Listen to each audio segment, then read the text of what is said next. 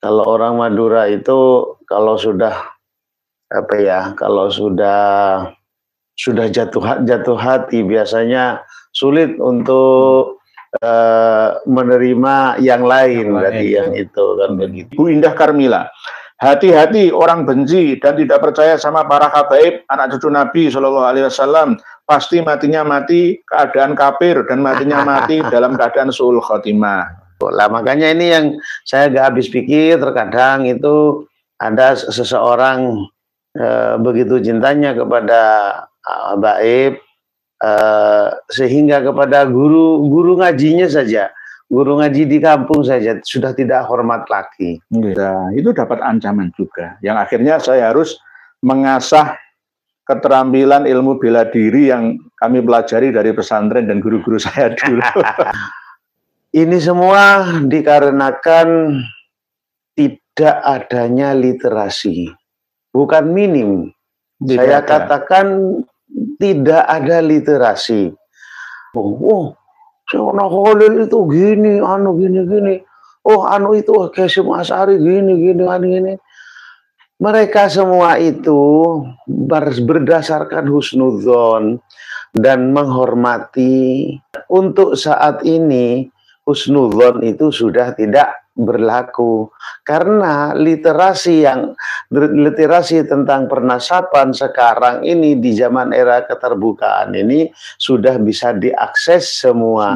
Suatu contoh ini di tempatnya Ki Nur Ihya, ini ada berapa kitab ini, wah pokoknya tumpuan lah. Ini juga loh, ini saya amati yang kitab tentang ilmu selain nasab ini kayaknya nggak seberapa banyak, lebih banyak kitab-kitab nasabnya. Maka dari itu kalau kita yang saat ini berdasarkan husnudzon di dalam ilmu nasab, itu adalah pernyataan yang keliru, apalagi sampai membawa-bawa nama kiai-kiai sepuh yang terdahulu yang memang jelas-jelas minim literasi.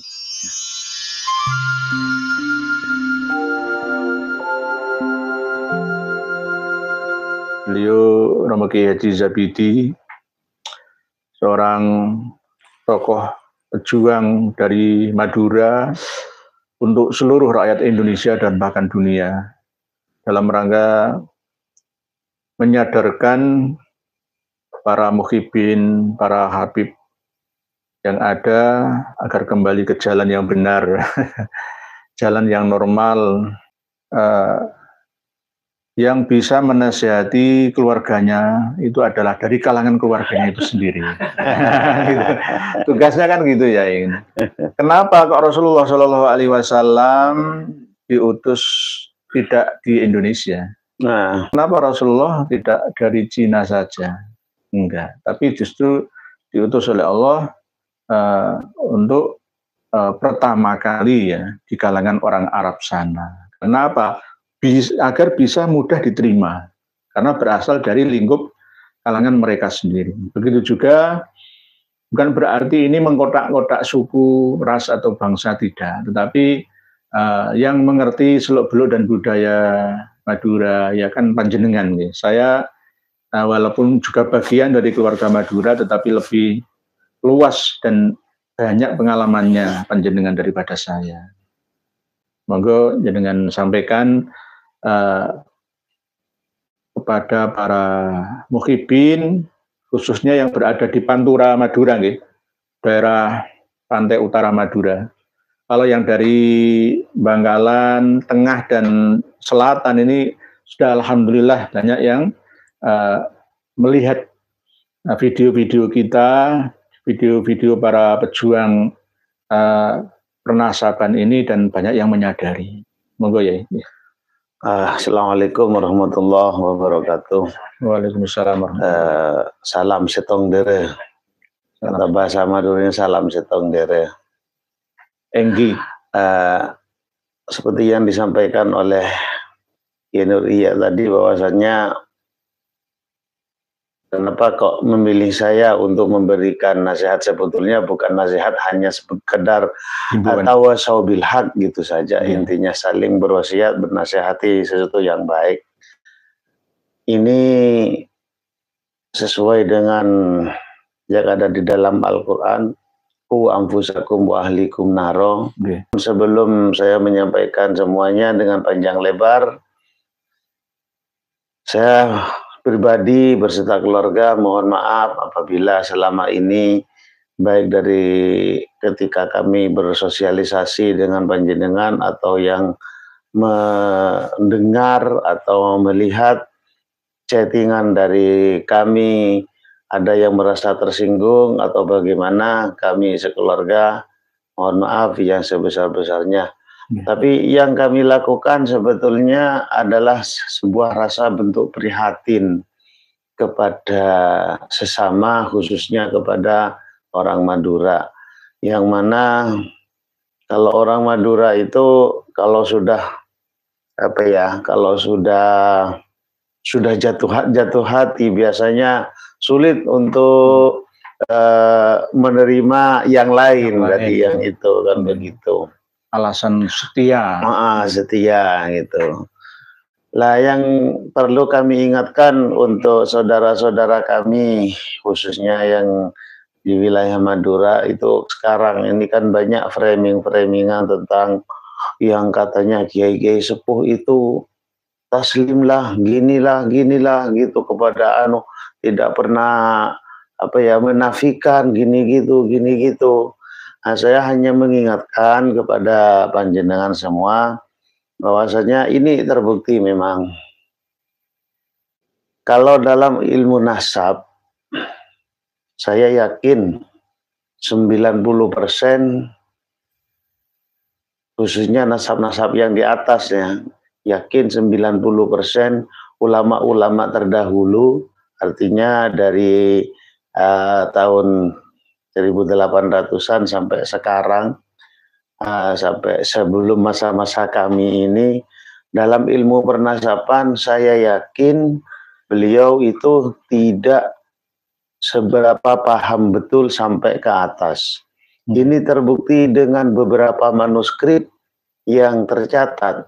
Itu tidak pernah ada saya menemukan manuskrip yang mencatat runtut dan itu sesuai dengan yang yang sinkron dengan data eksternal dari nakobah-nakobah internasional. Nah, kebanyakan itu memang tidak sinkron, ada yang ditulis singkat atau ada yang keliru gini, tapi secara garis besar benar begitu. Ini semua dikarenakan tidak adanya literasi, bukan minim. Saya katakan tidak ada literasi. Ini terbukti waktu dari tim kami menemukan kitab Nasab Mu'tabar yang dipakai oleh nakobah-nakobah internasional di tahun 2019-an lah kalau tidak salah. Kitab Nasab yang Mu'tabar itu kalau tidak salah waktu dulu itu masih 10 kitab. Masih 10 kitab itu kami punya saudara yang tinggal di Jazirah Arab. Kami mintai tolong untuk mencari kitab-kitab nasab tersebut. Itu loh hanya menemukan 2 kitab saja. 2 kitab saja. Ini adalah bukti itu di Jazirah Arab. Apalagi di Indonesia, di Nusantara, yang mana kita semua sama-sama tahu bahwasanya manuskrip Nusantara banyak yang diusungi oleh kolonial ke negaranya, sehingga menjadi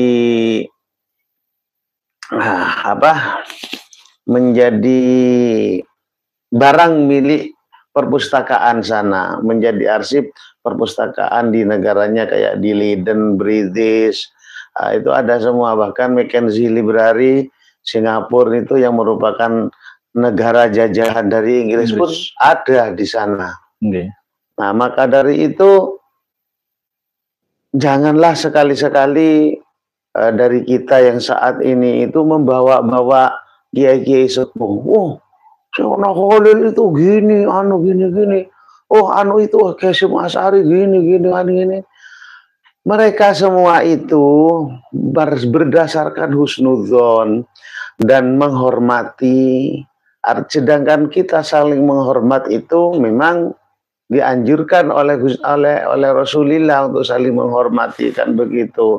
Laisa minna man lam yarham dan lain-lain itu kan ada itu hadisnya.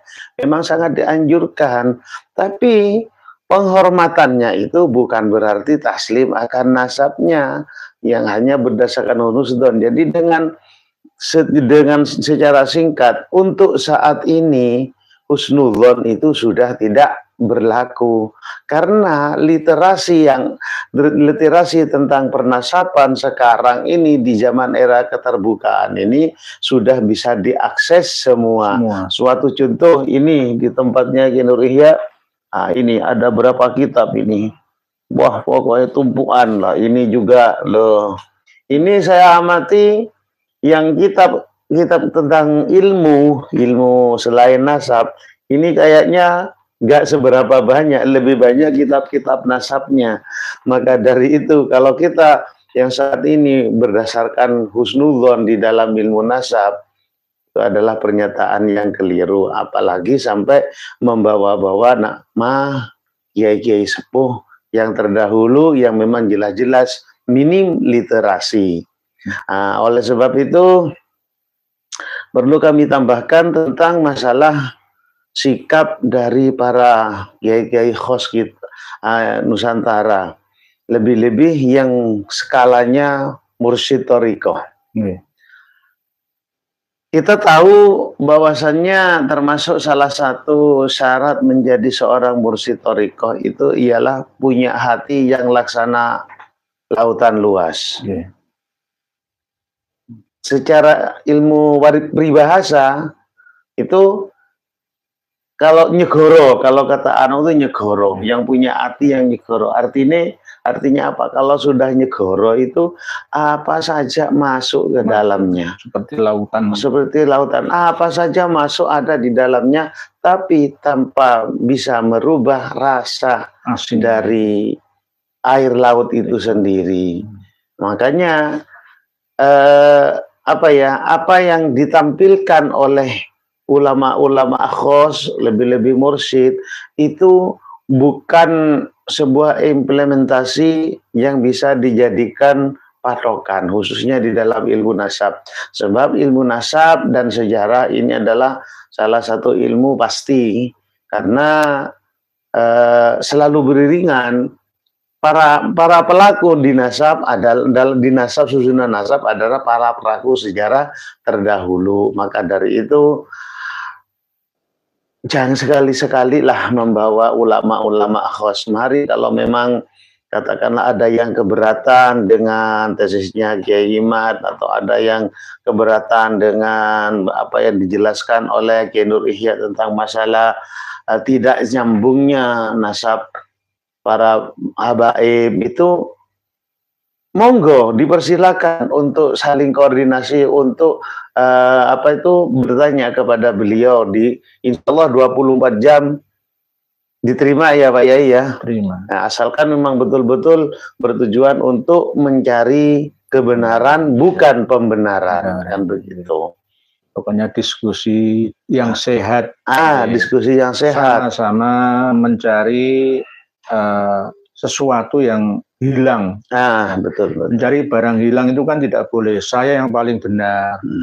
Tanggalkan dulu ego, ya, amarah, emosi, lepaskan dulu. Harus niat ngaji bersama. Iya, ngaji bersama. Itu baru ketemu nantinya.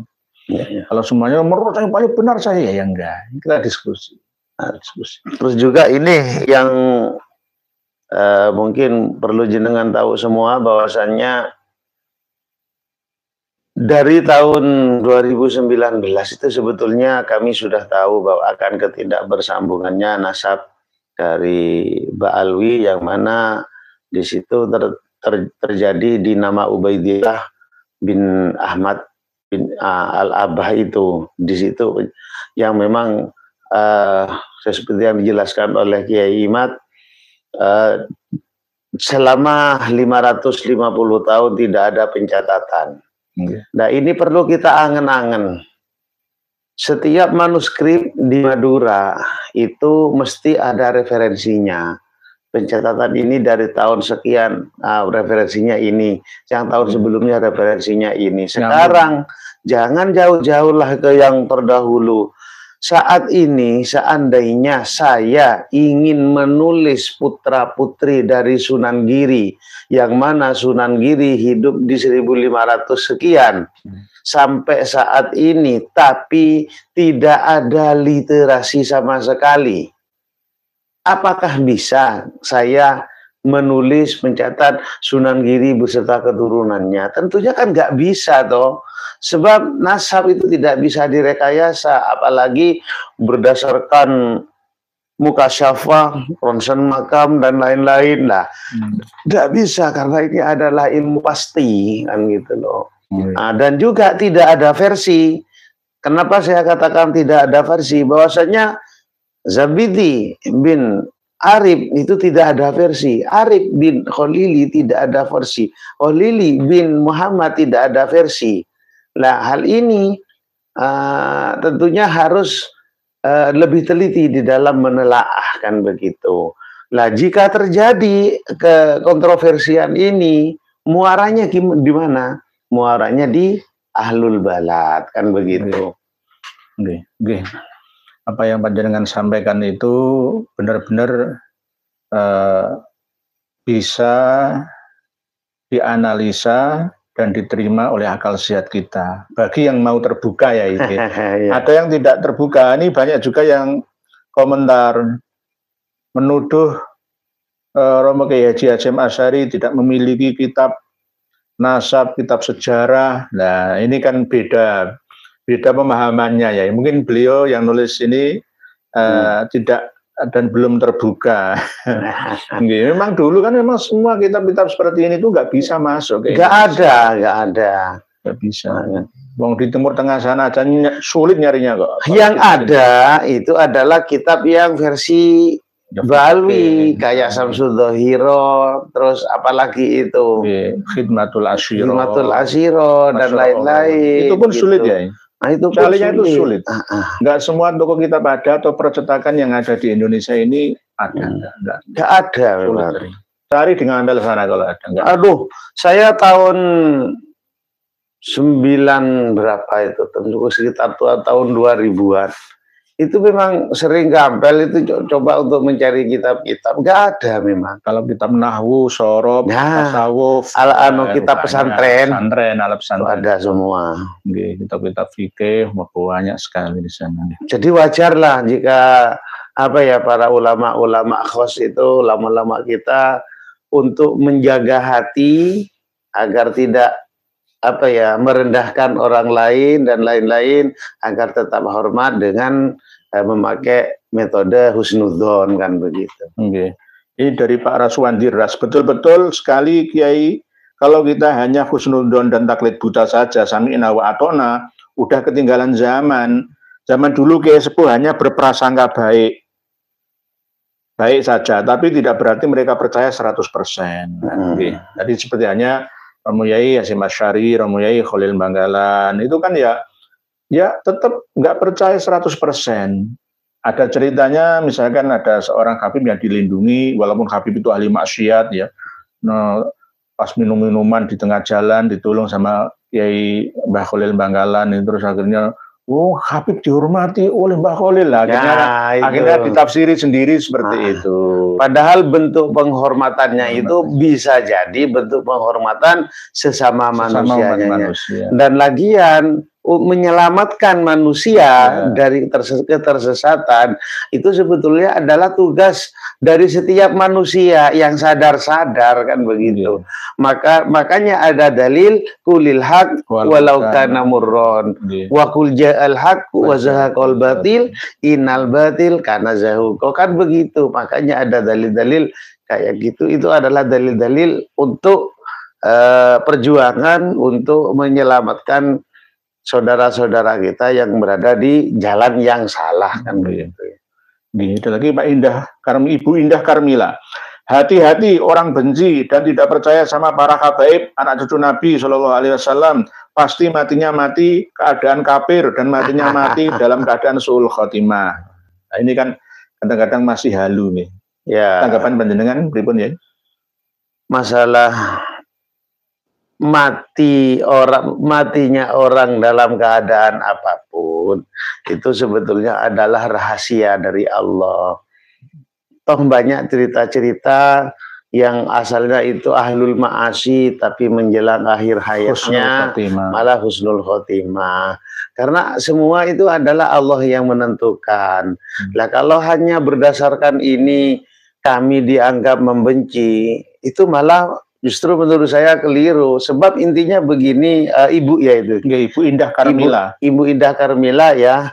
Intinya begini Ibu, semacam saya yang sudah tahu masalah literasi tentang masalah nasab, yang mana dulu kami itu di waktu hanya berdasarkan kitab nasab tidak berani untuk memvulgarkan masalah ini sebelum didukung oleh data catatan Tuhan.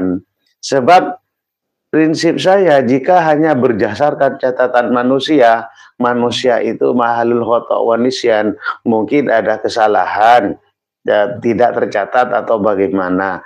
Namun ketika secara ilmu genetika yang juga merupakan salah satu sains yang ada yang perkembangan dari sains saat ini, lah ternyata dari segi genetika itu kok ternyata berbeda, ya tentunya jika kami masih beranggapan maka kami yang bisa-bisa masuk neraka Ibu, kan begitu. Karena itu adalah manin tasabah ila ghairi abihi, nah kan gitu. Ada dalilnya juga Ibu, lah kan begitu. Jadi intinya Romo Yai Zabidi dan kami segenap teman-teman yang sudah menyadari akan kekeliruan versi nasab Ba'alawi, yaitu tidak berdasarkan iri, kebencian, atau bukan kebencian tidak. Mungkin Ibu bisa lihat di Facebook saya Ahmad Zabidi, itu saya pernah mengulas masalah ini. Sorga dan neraka itu Allah yang punya. Siapa yang akan masuk ke dalamnya, Allah lah yang menentukan. Kan begitu. Bukan yang bernasab, katakanlah bersambung kepada Rasulullah, yang secara otomatis masuk surga. Bukan.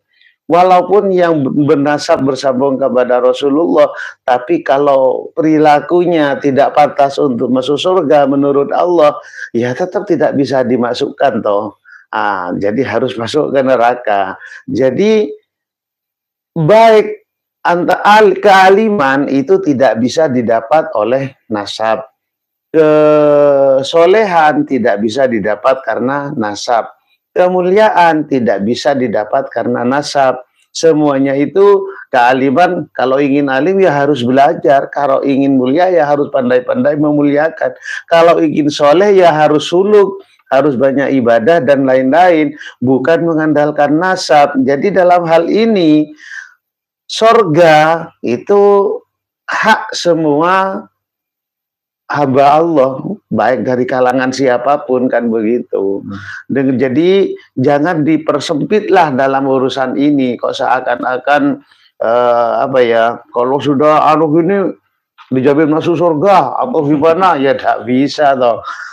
Kan gitu. Jadi Ibu Indah Karmila bahwa ucapan atau keyakinan seperti panjenengan ini itu tepis saja, jangan diyakini.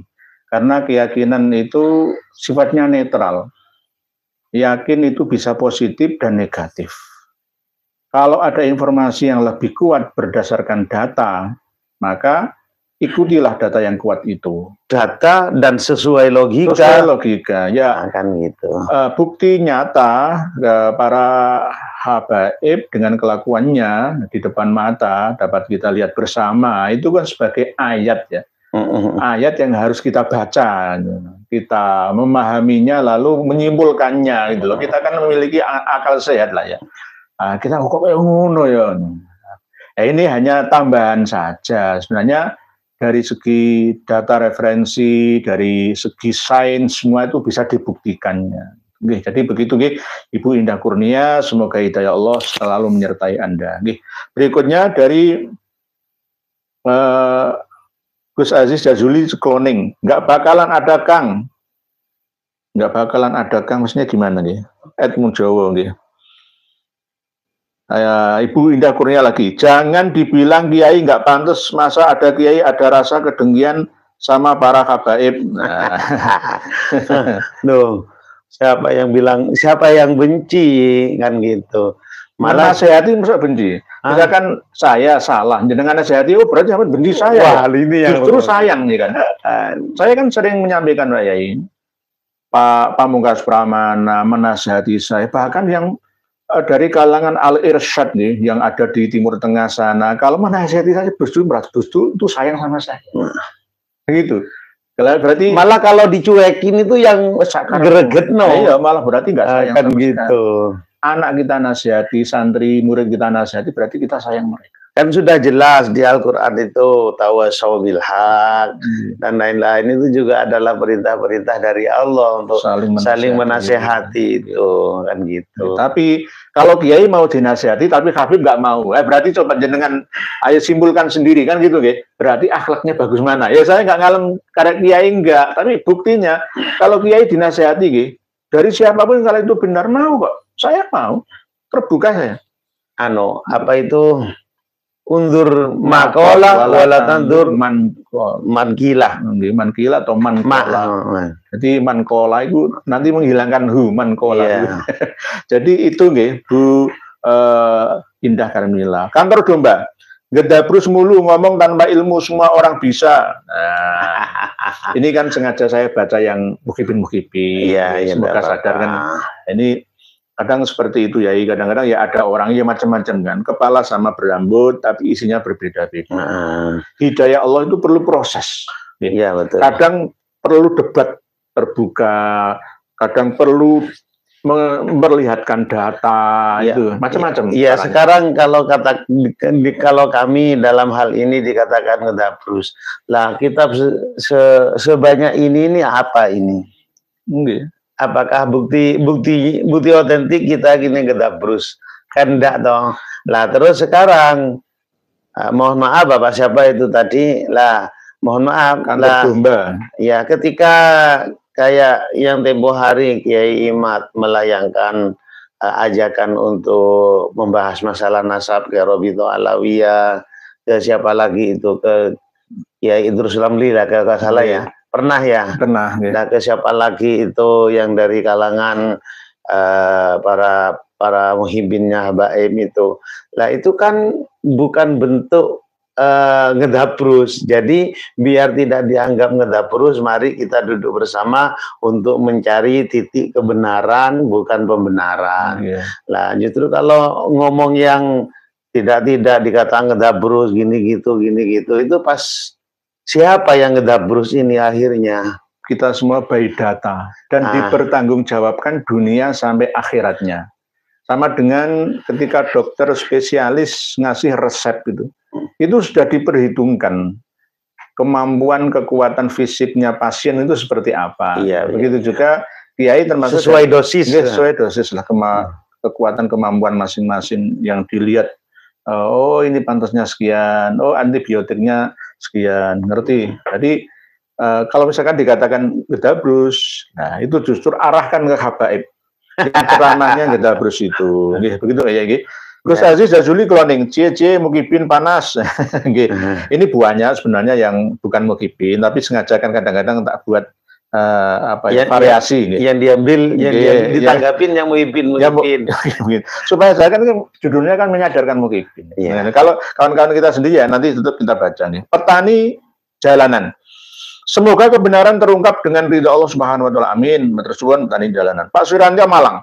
Lanjutan Kiai mencerahkan umat kalau sabda Rasulullah saja harus benar-benar sahih, apalagi nasab beliau. Rasulullah itu milik umat, bukan milik Pak Alawi. Nah ini saya juga nggak habis pikirnya begini, di kalangan Nabaib itu ada yang mengatakan Rabitu Alawiyah adalah nasabnya yang paling sahih, yang paling valid sedunia. Anu gini. Nggak taunya ya seperti yang kita ketahui sekarang, realitanya bagaimana. Namun mengatakan sedunia, apakah dari kalangan mereka itu punya bukti otentik pengakuan dari, gak usah semua ahli nasab di Timur Tengah lah, atau nakib di Timur Tengah lah, para nakib di Timur Tengah, satu saja dari nakib Yaman, apakah ada pengakuannya, itu saja. Nggak usah melebar kemana-mana dulu, karena mereka mengakunya Hadromi, kan begitu. Lah, situ saja. Kalau memang bisa membuktikan, monggo. Tapi kalau tidak bisa membuktikan, ya monggo lah panjenengan nilai sendiri, yang seperti katanya Bapak siapa tadi, yang ngedabur itu siapa, yang bagi data itu siapa, kan begitu. Oke. Jadi kalau kita ingat tahun sebelum 1942 Masehi, pas menjelang kedatangan tentara Jepang ke Nusantara Indonesia kita ini, mereka, para Habib Alawi itu bertengkar hebat dengan kaum Al-Irsyad, sama-sama berasal dari Hadromi, Yaman sana. Ya saling musuh ya ini. Wah, ya itu objek pertentangannya itu tentang masalah, ya selain kafa'ah itu juga termasuk lainnya ya. Terus gak usah ngaku-ngaku keturunan Kanjeng Nabi, kita sama-sama di sini tuh. Enggak, aku tetap Sayyid aku. Kamu nggak boleh pakai Sayyid. Yang pakai Sayyid itu saya keturunan Kanjeng Nabi. Nggak boleh begitu, kita sama-sama perantauan ini. Jadi wah, itu sampai didengar oleh orang Hadramaut sendiri, bahkan Mufti Hadramaut ya, kakeknya yang ngarang kitab ini, Al-Istizadah min Akhbari Sadah, Ibnu Ubaidillah, Habib Abdurrahman bin Ubaidillah As-Saqqaf atau As-Saqqaf itu sampai datang ke sini untuk mendamaikan. Karena memang lesannya kaum Ba'alawi itu sulit dikontrol. Ya sama seperti ketika kita mendengar Wahabi metu Wahabi, Sakbudin metu Wahabi. Ya anjing, metu Wahabi. Ya, dulunya begitu. Ini sejarah terulang ini ya, terulang. Jadi dulu yang diserang itu bukan kiai. Yang diserang itu ya sama-sama dari kalangan Al-Irsyad, sama-sama dari Hadromi, sama-sama perantauan. Ini ngisi-ngisi inilah itu. Kekiran negarane wong liya. Tapi ini malah justru yang diserang malah kiai-kiai, tuan guru, tu bagus, ajengan, tuanku, tengku itu yang diserang. Habis-habisan. Yang tuan rumah itu malah diusir lah, gampangannya cara kasarane itu. Bukan sekedar diusir, malah seakan-akan dinistakan, dianggap apa itu nasabnya terputus dan lain-lain, dan sebagainya. Serban kiai lebih mulia, sandalnya Habib dan lain sebagainya. Kayak dikerdilkan seakan-akan. Tapi efeknya kalangan pribumi itu jadi lebih cinta kepada kalangan mereka akhirnya, kan gitu lah. Makanya ini yang saya gak habis pikir, terkadang itu ada seseorang begitu cintanya kepada Baib, sehingga kepada guru ngajinya saja, guru ngaji di kampung saja sudah tidak hormat lagi. Nah itu yang saya sangat prihatin gitu loh. Doktrin ya, karena doktrin itu menancap ya, sangat berbahaya. Cuci otak, brainwashing itu benar-benar sebuah kejahatan atau kriminal lah, pelaku kriminal itu. Ya bukannya kami itu tidak menyalahkan para pribumi untuk menghormati habaib atau siapa gitu semuanya. Kalau masalah menghormati, semua sebetulnya berhak untuk dihormati, tapi dengan syarat layak untuk dihormati secara perilaku, secara keilmuan, secara apalagi ya haliyahnya, itu layak untuk dihormati. Tapi bagi yang tidak layak untuk dihormati, ya kita tetap harus tidak boleh untuk menistakan, kan begitu. Kejahatan tidak harus dibalas dengan kejahatan, tapi dengan nasihat-nasihat kebaikan, seperti itu.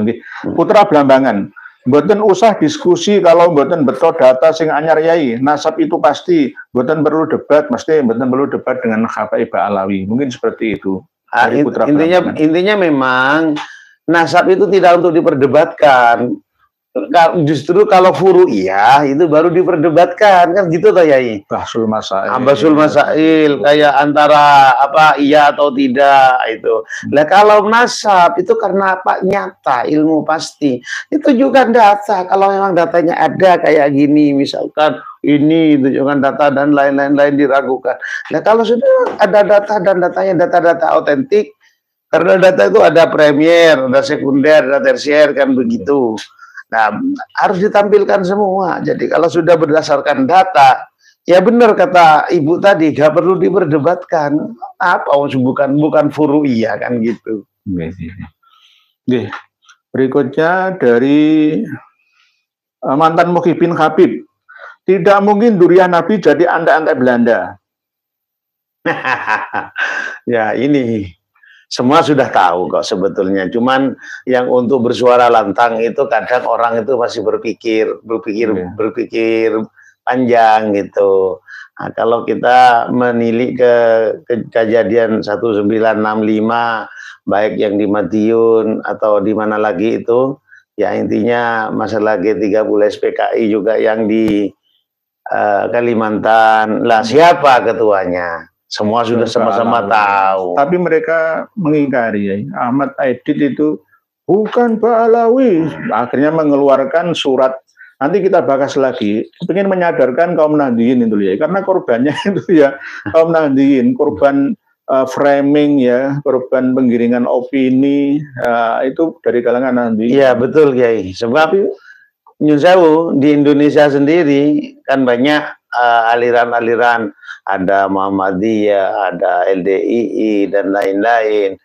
Lah yang jadi objek empuk dari para habaib Nahdliyin. Tentunya yang bisa menyelesaikan masalah ini tentunya internal Nahdliyin sendiri kan begitu. Sama dengan ketika Saudari Atretan Tipiring Medure masih menolak informasi dari kita ini ya, maka yang berhak menyadarkan ya panjenengan kan kayak gitu. Itu tadi sama seperti ini tadi lah, kita kembali ke topik awal ya. Jadi memang dari kalangan mereka sendiri, bahasa mereka sendiri yang lebih tahu budaya mereka kayak apa. Jadi Tretan Tipiring Medure mulai dari Bangkalan sampai Sumeneb, Sapudi, Kalianget dan seterusnya, dan yang bahkan di luar Pulau Madura semuanya, bahwa tokoh-tokoh Madura itu sebenarnya sudah mayoritas lah mendukung perjuangan kita. Cuma minoritas saja yang masih perlu informasi ini kita sampaikan ya, tanpa henti ya, tanpa lelah ya. Karena ya ini memang terbukti Kiai di salah satu grup yang saya ikutin itu di Madura. Itu kalau dulu masih ada aja, masih banyak yang menentang gini. Tapi alhamdulillah di grup tersebut sekarang itu sudah banyak dan anggotanya itu merata mulai dari Sumeneb, Pamekasan, Sampang, Bangkalan. Ternyata alhamdulillah hidayah datang dari Allah dan hati-hati mereka dibukakan pula oleh Allah. Kita ini kan hanya berusaha. Yang menentukan semuanya itu adalah Gusti Allah kan gitu. Dan alhamdulillah sampai saat ini mulai dari tahun 2019 sampai saat ini di dalam memberikan edukasi kepada masyarakat bawah, sampai saat ini saya masih belum merasa belum merasa bosan. Masih tetap semangat gitu loh Kiai. Terus saya juga begitu ya, kalau ada pertanyaan ya, seperti tadi misalkan kenapa Yai mengatakan Ali Kholi Kisam, mana buktinya? Ya saya akan sabar melayani namanya. Kita ini pejuang informasi kebenaran melalui literasi referensi, ya harus ya menyampaikan itu, ada datanya ini ya saya sampaikan ini. Jadi Ali Kholi Kisam. Kalau ada yang mengatakan Ali Kholi Kosam ya monggo terserah, tapi data yang asli dalam Tarikh Hadramaut juz 2 halaman 560 itu begitu isinya. Jadi tidak boleh bosan. Walaupun tak ada gaji, tak ada subsidi honorarium, nah kita tetap berjalan karena lillahi ta'ala. Toh misalkan nanti sudah banyak hasilnya, masyarakat banyak tersadarkan, bukan jasa kami, bukan. Kita hanya menjalankan tugas saja. Allah yang menuntun hati para hambanya. Kita hanya menjalankan tugas saja. Ini saya melihat komentar-komentar ini antara yang mendukung sama antara yang pro dan yang kontra. Ini lebih banyak yang pro daripada yang kontra. Oke, tadi kan sengaja tak pilih yang kontra. Ya, jadi tentunya bagi yang kontra-kontra itu monggo lah, monggo disimak semua komentar itu dengan hati yang dingin.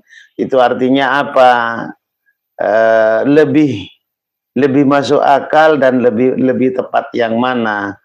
Nah, kan gitu. Sudah bisa menilai sendiri sebetulnya lah. Bukan berarti kami ini merasa benar, enggak gitu loh. Ya, alhamdulillah ya ini. Gus Haji Jazuli cloning banyaknya tadi Gus Haji Jazuli cloning. Gus Haji Jazuli tadi jam 9 juga live streaming. Nah, setelah live streaming ini ada dari Lencai Boncai. Pak Lencai Boncai ini dari Malaysia loh ya. Habis live di sampean langsung kemari Gus, ya nggih, monggo sami-sami.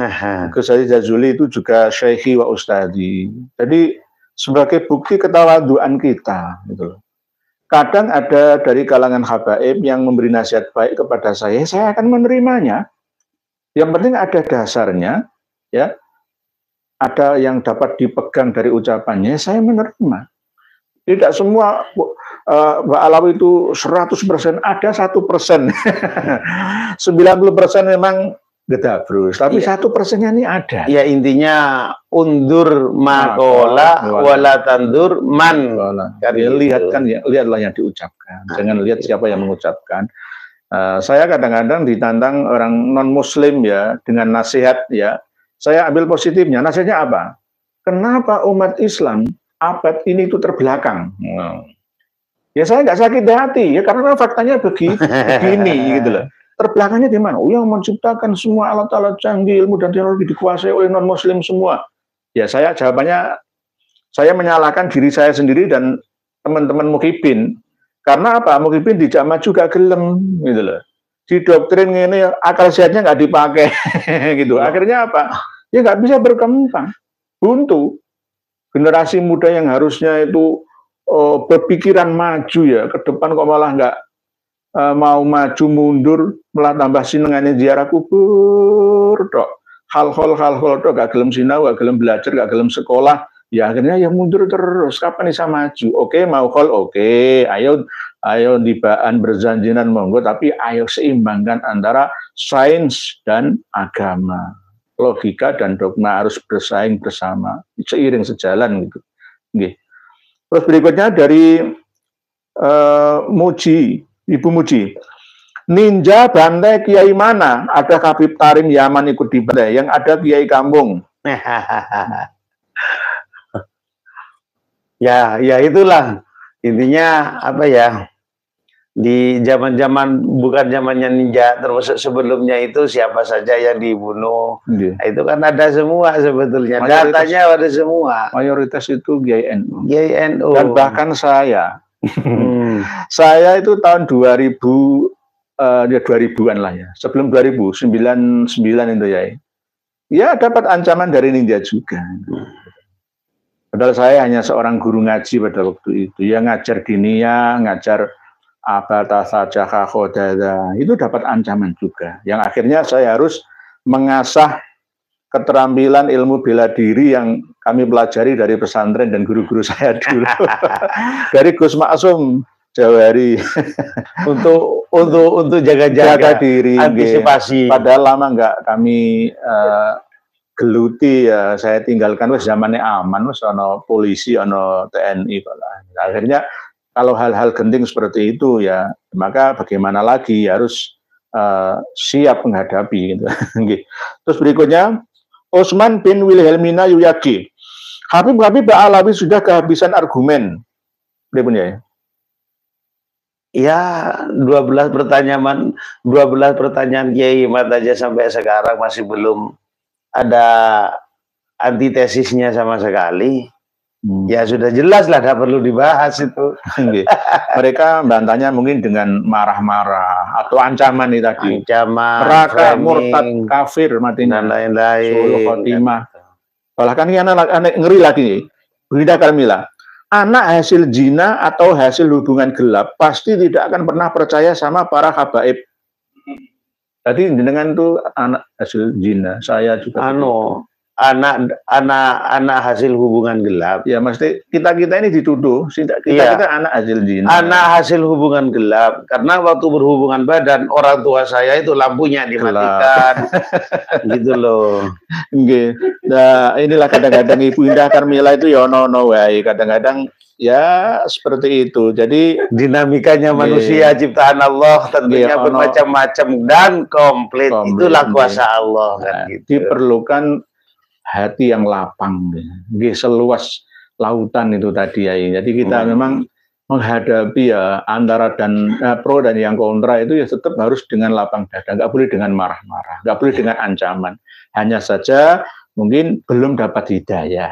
Ya. Dan tetap kita doakan. Cocok itu Kiai. Sebab dulu waktu awal-awal dari mengangkat masalah ini itu kan dulu awal-awal itu minim personil. Minim personil. Jadi terpaksa saya harus selalu aktif di sosmed itu. Entah di Facebook atau apa itu saya tetap aktif gitu. Komentar gini-gini. Jenengan suara ancaman, isuan, framing dan lain-lain wis belenger. Nah, tapi setelah kami pikir-pikir, begitu yang kami ajak debat itu kok ternyata bolo dewi, tretan TV, bolo dewi, saudara sendiri sesama pribumi. Saya jadi berpikir begini, lah kalau sampai saya melayani ini, berarti apa yang menjadi tujuan mereka dengan sistem menerapkan sistem divide et imperanya itu akhirnya tercapai. Makanya saya lebih baik ngalah.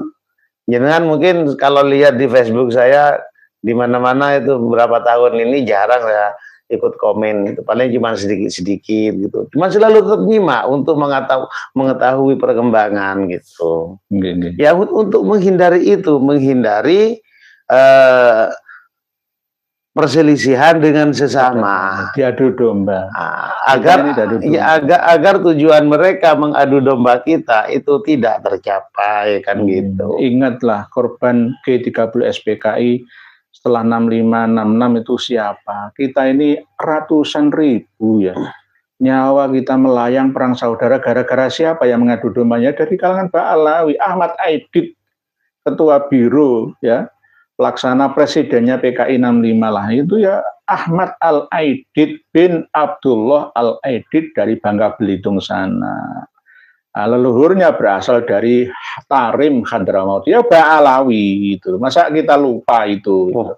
Tahun 65 bulan Oktober peristiwa di Cemeduk, Celuring, Banyuwangi, ini Ansor Banser dihabisi.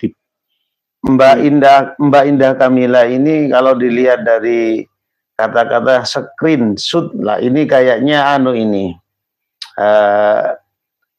Tretan TV ini kayaknya ini gitu. Sesama Maduranya Karmila namanya Karmila. Iya. Karmila Jadi kita harus sadar Ibu Indah Karmila semuanya yang masih kontra dengan kami, apakah kami ini buzzer dibayar atau karena politik, nggak terbukti. Kami ini membela panjenengan dan anak keturunan panjenengan. Itu. Intinya seperti itu. Jangan menjadi budak di negeri sendiri. Jangan mudah diadu domba dengan saudara sendiri. Itu. Jadi nanti yang keplok-keplok itu ya yang dari belakang ya para Ba'alawi itu sama seperti dulu Belanda waktu menerapkan sistem divide di NMBR itu. Ini malah ya Indah Karmila garis miring Zainal Abidin ngaku turunan Dajjal. Allah. Sudahlah kita ini sama-sama manusianya kok. Nggak usah pakai bahasa-bahasa gitu. Tenang saudara-saudara. Afnan Hafid, pengen buat akun cloning, gimana caranya ya Gus? Atau Gus Aziz? Oh, nggih, nanti belajar sama nganu. Agus W. Terus gaungkan nasab Alawi Yaman yang adalah cucu palsu Nabi. Nggih. Sesuai dengan data yang sudah kita pelajari selama ini, memang Habib Alawi itu adalah cucu palsu, nggak nyambung dengan duriah Nabi kita Muhammad Shallallahu Alaihi Wasallam. Nah, ini bahkan yang paling garang ini, Indah Karmila. Ini iblis yang menyerupai kiai, bukan manusia. Loh, bahasa seperti ini itu biasa Habib Alawi itu seperti itu ya. Iblis, apa kurang hebatnya Habib novel Alaidrus, ya kan? Ya. Kiai iblis, setan dan lain sebagainya, ya kan? Babi. Siapa yang mengeluarkan kata-kata itu? Biasanya yang mereka. Berarti kemungkinan Bu Indah Karmila ini ya dari Alawi yang nyaru sebagai namanya Indah itu. Tapi aslinya ya mungkin ya dari kalangan mereka. Enggak apa-apa lah. Moga aja. Hidayah itu kan jalannya, sarananya, wasilahnya macam-macam. Mungkin dengan cara ini dengan bisa dapat petunjuk ilahi. Lukman Hakim, Assalamualaikum. Maluku Pulau Buru hadir Kiai, nggih. Semangat, nggih. Monggo. Dari Maluku, Pak Hamdan ATT, ya, penyanyi dangdut senior itu ya, yang sekarang berbaring sakit, semoga diberikan kesembuhan ya, stroke ya. Itu ya kelahiran dari Pulau Aru ya, Maluku sana, Pulau Aru. Jadi turunan Arab, marga At-Tamimi. At-Tamimi itu sama seperti marganya Muhammad bin Abdul Wahab, Najd At-Tamimi itu. Jadi bukan Ba'alawi, tapi Arab, lahiran Arab. Jadi keturunan Arab, Hamdan ATT itu. Bukan ku menolakmu untuk mencintaiku, tetapi lihat dulu siapakah diriku. Nah, itu Hamdan ATT At-Tamimi. Oh, kiai-kiai pribumi itu ya menguasai materi, tidak hanya tentang pernasaban persejarahan saja, semuanya. Berikutnya Pak Abdul Rahim, tolong ungkap Mbah Yai, makam Habib Syekh Boto Putih. Katanya dia gurunya Kiai Soleh Darat. Pripun Yai, dengan mendengar itu? Kalau gurunya Kiai Soleh Darat, saya nggak seberapa yakin karena Kiai Soleh Darat itu kebanyakan di masa-masa itu di dalam menimba ilmu kebanyakan kepada ulama-ulama Nusantara yang ada di Mekah yang menjadi mufti Mekah. Kalau tidak salah kayak itu. Tapi tolong kami juga pernah mendengar itu. Tapi hanya beberapa kitab saja. Jadi kitab-kitab ya waktu itu kan belum ada kitab besar lah ya. Jadi kitab-kitab kecil biasa ngaji dengan para habib Pak Alawi itu wajar karena dulu antara kiai dengan para habib itu ya rukun lah, nggak seperti ini gitu loh, nggak seperti ini. Jadi tidak ada saling curiga. Tapi yang jelas bukan guru satu-satunya. Bukan guru satu-satunya. Sebab seperti suatu contoh kayak siapa Seorang Holil itu pernah mondok di Cangaan Bangil, pernah mondok di Sidogiri, di Probolinggo, di mana lagi itu habis itu ke Mekah. Nah, jadi banyaknya. Dan kalau saya mengamati secara keilmuan sanadnya ulama-ulama Nusantara itu sanad keilmuannya itu sama dengan sanad nasabnya karena bergurunya kebanyakan itu kepada yang masih ada hubungan famili gitu. Jadi begitu Pak Abdul Rahim, memang saya pernah membaca Pak Soleh Darat yang menjadi gurunya Hadratus Syekh Kiai Haji Asy'ari dan Kiai Haji Ahmad Dahlan itu memang pernah mengaji ke Pak Alawi yang ada di daerah Ngampel sana, tapi hanya beberapa kitab saja, tidak satu-satunya. Ada sumber keilmuan lain selain dari beliau Habib yang ada di Boto Putih itu, Syekh Habib Syekh Boto Putih. Berikutnya dari Segaluh, Londo Ireng Antek Company Yahudi, Joko Umbara, kantor domba CC yang punya nasab jalur mimpi. Berikutnya dari Wahaha, Imam Mahdi gagal jadi presiden, stop mengaku menjadi cucu Nabi di Indonesia. Jadi kadang-kadang kalau kita memahami Imam Mahdi itu dengan pemahaman yang sempit ya. Padahal ini saya membaca dari Eka Sumiran, makam Asmorogondi, tolong diluluskan prasastinya. Nah, itu. Prasastinya Bapak Mas Eka Sumiran, ya insya Allah dalam waktu dekat itu akan segera selesai masalah prasasti di makam Maulana Ali Ibrahim As-Samarkandi, bukan Asmorogondi. Yang betul itu As-Samarkandi. Nah, tempo hari kemarin, tempo hari kami sudah minta konsultasi kepada Gus Muwafiq, bukan harga Gus Muwafiq. Beliau memang menyampaikan bahwasannya untuk Maulana Ali Ibrahim As-Samarkandi itu memang sudah jelas dan nyata, sudah dikunci dengan bahasa marga As-Samarkand.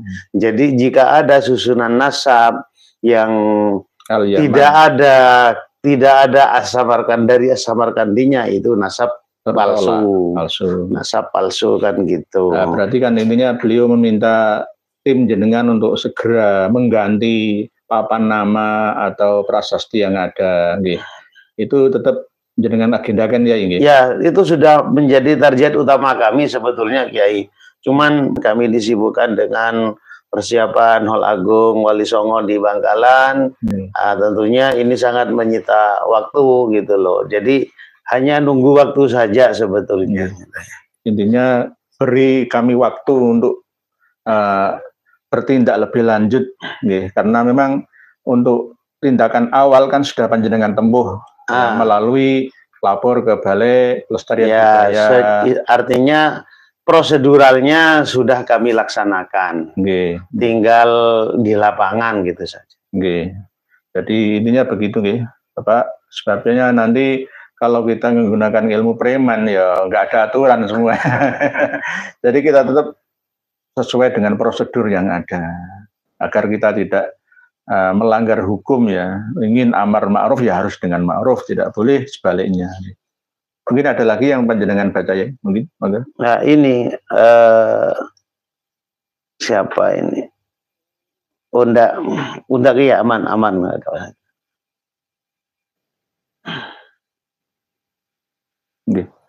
Nah, ini tadi sama nganu ya, pun di kode sama admin closing statement. Ya karena sudah 1 jam. 1 jam gak terasa, Masya Allah, subhanallah. Alhamdulillah panjenengan masih setia di live yang kedua ini, bisa mencapai ribuan yang mengikuti. Terima kasih. Walaupun banyak juga yang kontra dengan kami, tetap kami mendoakan semua yang kontra ataupun yang pro dengan perjuangan ini, semoga semuanya sebagai hamba Allah. Ya intinya begini, Kiai. Yang kontra-kontra ini adalah kalau kami pribadi menilai atau menganggap mereka itu adalah ladang bahala sebetulnya. Ladang bahala untuk diingatkan. Tawasau bil haq, mendapatkan bahala ya ketika kami menyampaikan sesuatu yang hak kepada yang kontra. Walaupun itu tidak diterima dengan baik, insya Allah pahala tetap ada. Hanya menunggu waktu saja. Hanya menunggu. Insya Allah nanti tetap ada hidayah bagi mereka. Karena ini sebuah informasi yang terbuka kok. Bisa diakses oleh semuanya, nggak ada yang kami tutup-tutup. Iya, dan juga siapa saja yang sekiranya ada yang keberatan dengan yang kami sampaikan, ingin butuh otentiknya, monggo dipersilahkan kapan saja, bisa langsung ke panjenengan atau ke saya atau ke siapa yang terdekat di sana dari tim kami yang sama-sama pejuang pelurusan nasab dan sejarah ini. Monggo nulis pertanyaan tentang nasab, tentang silsilah Habib Alawi sampai mana, dari mana, kemana, jangan tulis di sini atau pas saat live kami, pasti akan kami tanggapi. Sama seperti tentang Pak Nur Indonesia tadi, Ali Kholik Kisam, ya kan, itu kan informasi yang sangat berharga, bukan Ali Kholik Kosam, tapi Ali Kholik Kisam bin Alwi bin Muhammad bin Alwi bin Ubaidillah bin Ahmad. Demikian pertemuan kita malam hari ini, semoga membawa banyak manfaat bagi kita semua. Walaupun singkat ini, semoga dapat diperpanjang sendiri, dengan kembangkan sendiri. Sedikit tapi banyak manfaatnya. Wallahu a'lam bishawab. Akhirul kalam. Wassalamualaikum warahmatullahi wabarakatuh.